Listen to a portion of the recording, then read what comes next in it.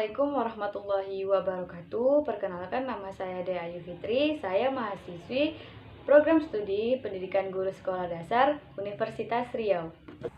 Baiklah, saya akan membahas mengenai keragaman dan komunikasi antar sosial budaya.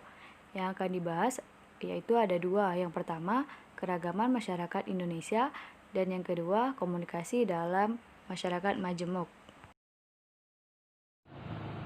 Kita masuk pembahasan yang pertama, yaitu keragaman masyarakat Indonesia. Pengertian secara umum, masyarakat majemuk adalah masyarakat yang terdiri dari kelompok-kelompok suku, agama, daerah, ras yang beraneka ragam yang tinggal dalam suatu komunitas.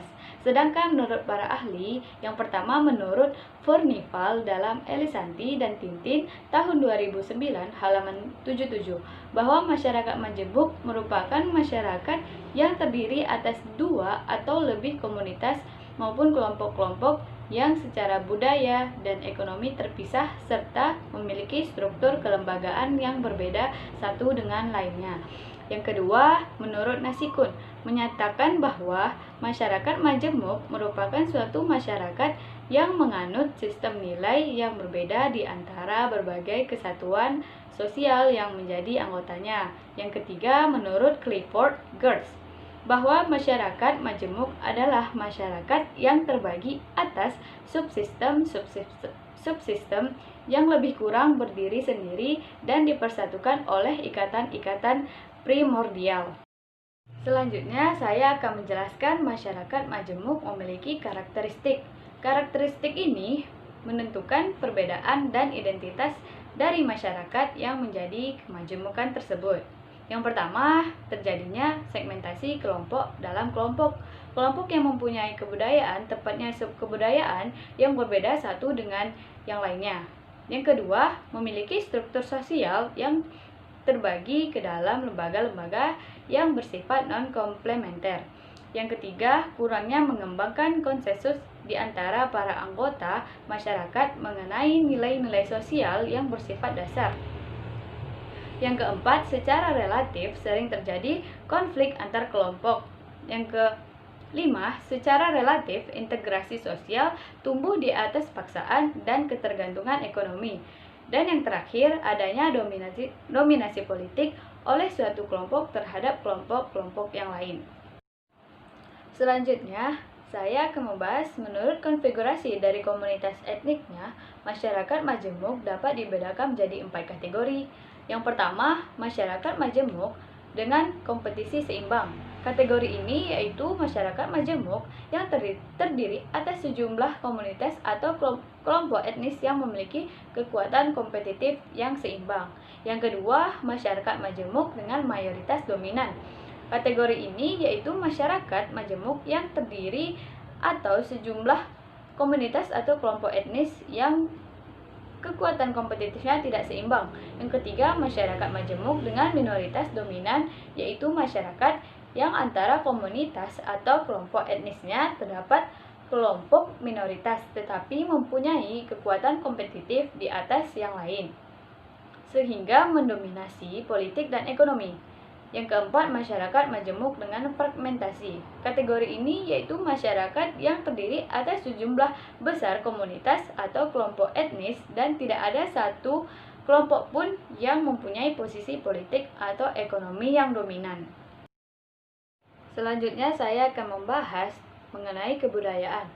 Dalam masyarakat Indonesia yang majemuk, penekanan keanekaragaman adalah pada suku bangsa dan kebudayaan suku bangsa itu sendiri. Kebudayaan yang berkembang di Indonesia dapat dibagi menjadi 3 tipe berdasarkan ekosistemnya, yaitu yang pertama, kebudayaan yang berkembang di Indonesia dalam seperti di Jawa dan di Bali.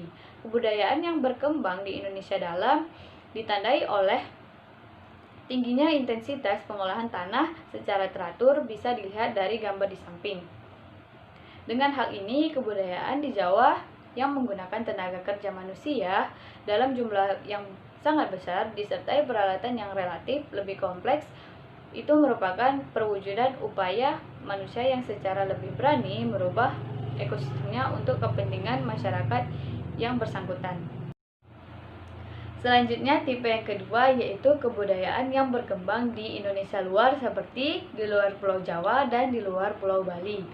Kebudayaan di luar Jawa kecuali di sekitar Danau Toba, daratan tinggi seperti Sumatera Barat dan Sulawesi Barat Daya, berkembang atas dasar pertanian perladangan yang ditandai dengan jarangnya penduduk yang pada umumnya baru beranjak dari kebiasaan hidup berburu ke arah hidup bertani. Tipe yang terakhir atau yang ketiga yaitu kebudayaan yang tidak termasuk ke dalam dua kategori yang tadi, yaitu meliputi kebudayaan orang Toraja di Sulawesi Selatan. Pada umumnya, kebudayaan mereka berkembang di atas sistem pencaharian perladangan maupun penanaman padi di ladang seperti sagu, jagung, maupun akar-akaran. Pembahasan selanjutnya yaitu faktor-faktor yang mendorong terbentuknya keragaman masyarakat Indonesia menurut Elisanti dan Tintin tahun 2009 halaman 4. Yang pertama yaitu faktor biologis. Perbedaan manusia yang dilihat berdasarkan ciri-ciri fisik yang dimiliki oleh manusia tersebut. Maksudnya adalah perbedaan manusia yang terlihat berdasarkan ciri-ciri fisik yang dimiliki oleh manusia tersebut. Perbedaan fisik terlihat dari suku dan ras yang dimiliki. Perbedaan nyata dalam kehidupan kita, banyak perbedaan suku bangsa daerah yang ada di Indonesia itu bisa dilihat dari bentuk fisiknya, seperti dicontohkan suku bangsa dari daerah Nias. Contohnya saja dari rambut suku Nias, rata-rata rambutnya lurus, sedangkan di suku Papua yaitu rambutnya rata-rata keriting ataupun keribo. Dari warna kulitnya sendiri, orang Nias rata-rata berwarna kulit putih atau kuning langsat, sedangkan di Papua cenderung berwarna hitam atau berwarna gelap. Faktor yang kedua yaitu faktor geografis dan pengaruh dari bangsa asing. Negara Indonesia, sebuah negara yang memiliki posisi strategis yang mana terletak di persimpangan atau di antara jalur lintas internasional antara Asia dan India. Contohnya, perbedaan adat istiadat yang ada di belahan waktu bagian barat dengan timur dan pengaruh dari bangsa lain.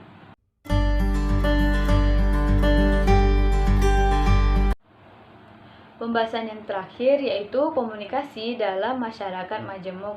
Indonesia memiliki suku, agama, dan ras yang berbeda-beda. Jadi, komunikasi adalah hubungan kontak antar dan antara manusia, baik individu maupun kelompok. Komunikasi merupakan kunci dalam membangun toleransi dalam masyarakat. Selanjutnya, yaitu solusi untuk memecahkan permasalahan masyarakat Indonesia yang majemuk, yaitu berkomunikasi. Proses komunikasi antara orang-orang yang berbeda budaya dibutuhkan pengertian atau pemahaman yang lebih komprehensif. Mempelajari budaya orang lain merupakan salah satu cara untuk mewujudkan pemahaman tersebut. Ikatan sejarah persaudaraan terjalin melalui komunikasi dan interaksi sosial yang baik hingga meminimalisir konflik dalam bidang ekonomi tersebut. Baiklah, sekian pembahasan dari saya. Semoga bermanfaat. Saya akhiri. Assalamualaikum warahmatullahi wabarakatuh.